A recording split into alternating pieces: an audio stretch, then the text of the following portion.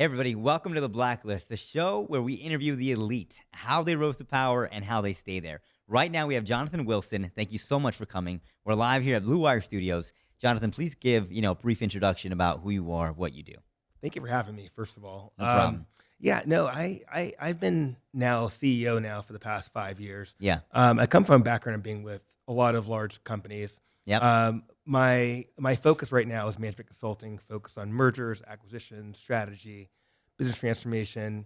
I've done a double click though on post-merger integration and Okay. also on separation management for companies that are looking to either buy or sell.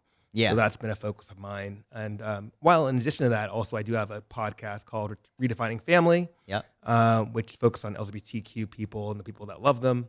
Yep. And then also I am the chair of the Social Justice Task Force for the City of West Hollywood. Nice. So, for people that don't know, what you do, because you threw out a lot of big words, and I'm pretty sure people hearing this might not know that. Dumb it down for people like me, for people like them. What is it? What does that mean? What is it that you do? Yeah. So a lot of it is taking companies that want to buy other companies, Got it? whether it's for means of growth or taking out the competition. Yep. There's various means that people want to purchase other companies. Yeah. But I help them really fold them into their company. So Okay. how do they maximize that opportunity? Right. It's all sorts of big words that you would call synergies and Yep. all those things. But it's really a matter of how do you make sure that two companies work well together? Yeah. And the other side of that too is I help companies get rit of parts of their organization that no longer serve them, Yeah. right?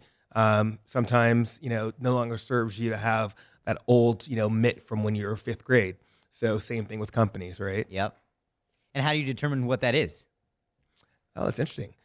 There's a lot of different factors for that. Yeah. One might be, look, it's not making as much revenue as it used to. The costs have really gone up.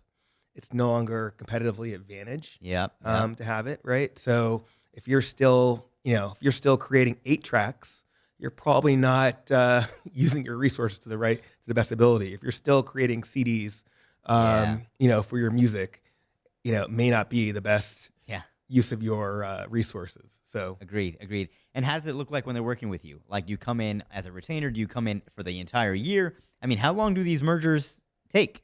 oh man, they can take a long time. Yeah. The most critical period though is the first 90 days. And so ideally, people bring me in about a month before they close the transaction. Yeah. And then after Oh, that, then I work with them for that month, Yep. help them with the day one, Yep. and then help them also execute for the first 90 days. And if there are a few things that they need to, clear with loose ends, then I'll help them with that beyond the 90 days. Got it. Yeah. Okay. And you know what? I'm just thinking about it. Like, Yeah. bringing you on a month before closing, I feel like is a little late, but is it not? Honestly, a lot of people want to start you the day of closing. Really? So you're right. A month before is a little late, Yeah. but to get people to do a month before is Yeah, sometimes pretty good, right? Yeah. But actually, a month you could actually get a lot done with the planning part of it. Got To be it. honest, ideally, you're right. A couple, 2 months, 3 months beforehand also is ideal. Well, Yeah. because you want to be able to make sure you plan your day one most effectively. Right. True. The other piece too, let's say you're trying to separate it part of your organization.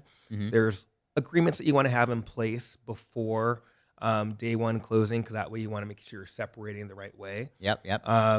So yes, you're right. You want to probably have it a few months out.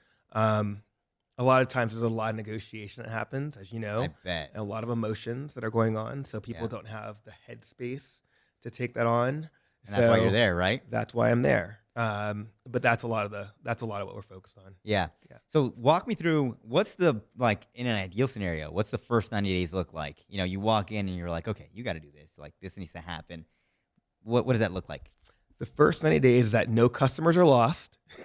Amen. All of your key employees are staying, Yep. right? Yep. And that customer satisfaction is still through the roof, Yes. right? Because when there's a transition, a lot of those things can get lost, Yeah. That's right? exactly Especially when somebody exits the company. It's like, okay, well, you're handing off the reins to somebody else. Yeah. And you got to make sure that that's still afloat. So, I mean, for somebody that's doing a merger or acquisition, are they still retaining the talent from that company? Actually, yeah, right? It depends. They may not want the talent from that company. Yeah. You know? But in reality, you want to keep the key people on for so long, right? Yeah. Because you want to make sure that all the relationships are transitioned effectively. Make sure that all the bodies are buried, right, before Yep. you before you say goodbye to somebody. Yeah. True. You also want to make sure that there's some clear next steps and some clear what I call blueprints Uh huh. for the organization going forward. Got it. Got Yeah. it. So that's your business life. Okay. Yeah. So you also said that you're the CEO of, and I don't want to butcher it. What is it again? Dub value creation. The value creation. No, Yeah. the first thing that you said, which was the social justice. What was that? So so I'm the chair of the Social Justice Task Force. Okay. For the Talk to me city of about West that. Hollywood. Yeah. Talk to me about that. What is that? Oh, I love it. It's an opportunity for us to talk about enabling BIPOC people, both as community members as well as business owners, just to help people thrive within the city of West Hollywood. Yeah. That's something that we really focus on. Yeah. Yeah. And why that? Is that your passion project? Like, did you see it was Absolutely lacking? passion. It's something that, as a black person, Yeah. that I've seen a lot. I've seen a lot in my day working with big companies. Mm-hmm. I've also seen the need for helping people thrive. Yeah. I don't think there's a lot of black entrepreneurs out there that are really having a lot of things handed to them on a silver platter. Right. They work harder. And Yep. there's been studies that have been done that at all levels of the economic stratosphere, meaning multimillionaires and above also, Yeah. black people are treated at the bottom. So Yeah, they that's- have it harder than all of their other peers, Right. no matter how much money they're making. That's insane. Yeah. So you're there to kind of level the gap. That's the goal. Yeah. That's the goal, and make sure that we're enabling Good. them to be successful in the future. Dude, that's good. Because, I mean, I can tell that we're touching a sensitive topic Yeah. and that you care about this. Yeah. And you know what? If you're not doing it, who is? Right? So, Yeah, I mean, we have a whole team. I feel very grateful that it's an appointed office from your city officials, wow. and I feel very honored and grateful that the people that were also nominated and appointed besides me also elected me to Yeah. be the chair. So Yeah. that's also a very big, that's very very big point of gratitude for Yeah. me. Why do you think they did that? You fight for them? Somehow they had confidence in me. I mean, more confidence sometimes than you have in yourself sometimes, right? But Yeah. I mean, the goal in life, right, is just do the best you can and make life a better place for Everybody. others, right? And if you're not giving back to other people, then you're not living a true life. Yeah. You're being selfish. Yeah. Man, powerful words, dude. Powerful words. So, focusing on business and that type of stuff as well, like, what do you find is your most like high prioritized activities? Because it's kind of hard doing multiple things, especially when you're running a business. I feel like that's my opinion. But what about for you? For me, I make sure that my core values are embedded within everything that I do. Which is what? So I don't feel it separate. I do believe in lifting up others. Yeah. Right. Being of service. In management consulting is fully being of service. That's Right. true. To the other C-suite people. Yep. To other corporations. Even the little person who is selling their company and they don't want to get screwed over. Yep. Yeah. It's being of service. Yeah. Right. And I think the other piece is also being accountable. Right. So you want to make sure you hold other people accountable, just like you hold yourself accountable. Yep. Sometimes I might do that in the wrong way. My how might be off, but but the Hey, goal is, yeah. the goal is to really execute on that. I mean, right? you're human, Right. You're going to mess up. Right. I'm going to mess up. Right. The goal Right. is like, as Right. long as the goal is straight on, like if you mess up, you apologize, move on Right. and then continue, Right. Exactly. So It's good. yeah, no, that's good. Okay. Well, I to be honest, I'm very interested in the mergers and acquisitions. I think that is probably one of the best ways to create wealth. I've been diving into that myself. How do you Let me know also, how I can help you. yeah, I know right after this, right? We'll talk. Let's figure it out. So how do you do you help identify what companies they need to, purchase and buy Well, out? it's funny. I actually can help with the full suite Got of the full life cycle of M&A. So that's Yeah. from M&A strategy through to, depending on if you're doing sell side or buy side, to target assessment or buyer assessment. Yeah. Also then working on due diligence, Yep. right? So focused on either that from the sell side or buy side as well. And then also, or you can say separation planning, right? If you're looking to separate your company Yeah. or divestiture. And the other side of it's going to be the integration or separation itself. Yeah. So those are the things that I can focus on. However, right now I'm doing a very big push to help people understand the value of separating in the right way and focusing on the post-merger integration and the separation management elements. Yeah. So yes, I can help people identify companies. To be honest, that's not really the fun part of it, No. right? There's a lot of different conversations that are had. And Yeah. people identify, what kind of companies they want to see. It takes a long time to get through that unless you have specific companies that you really want to work with. Yeah. And also on top of that too, you want to think about a couple of things. You want to think about the companies that are like yours, but I also want to think about companies that have opportunity, right? Yep. So there could be something in a completely different industry that maybe it'll leverage your particular value from your organization. Yeah. Right. So there's all sorts of things that you want to be thinking through from the target assessment standpoint. But yes, I can help with that. Right now, I'm doing a double push, like I said, on the PMI, which is post-merger integration, Yep. and then also separation management.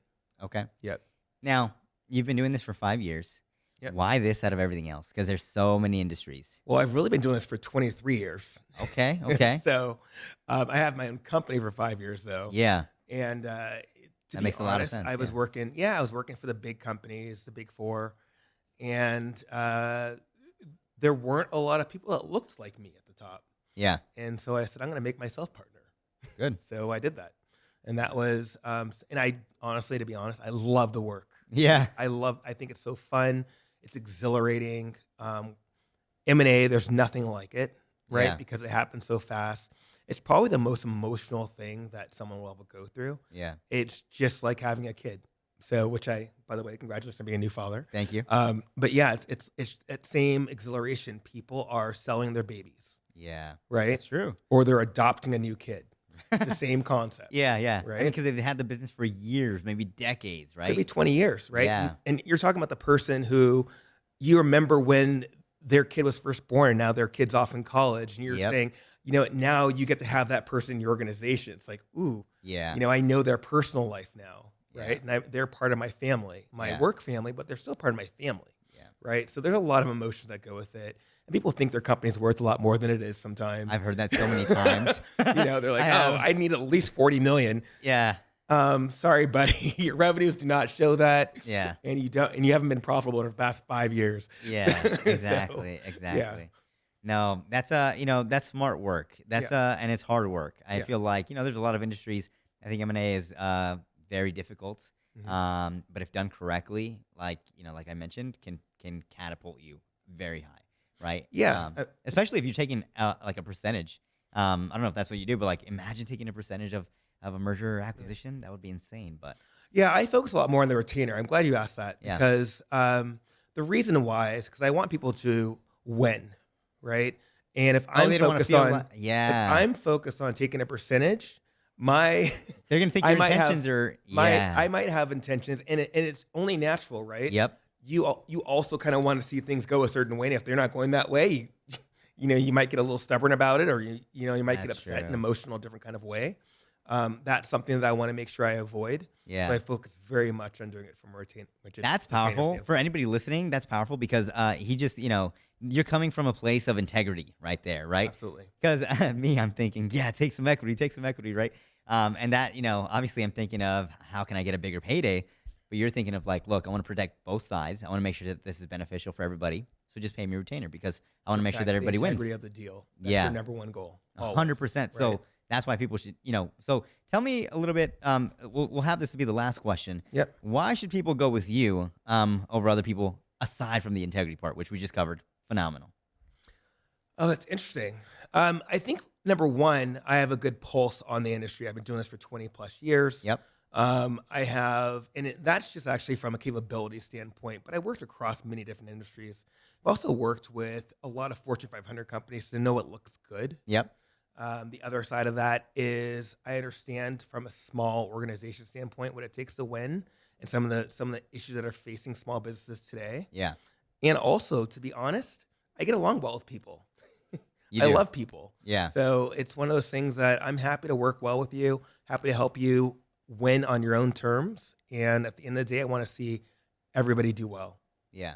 Well, thank you so much. Where can people course. find you? People can find me at www.dubvalue.com. That's my company. Or you can actually, you know what? Everybody else is doing this whole thing around Instagram. Yeah. I will actually promote myself. So at JONWIL21. Feel free to send me a note on there. Either way, you can feel free to get in contact with me. I'm also on LinkedIn as well. So love to hear from you. I'd love to help you win whatever I can do. Well, thank you so much. I appreciate you being on the show. Thank you for having me. I really appreciate it.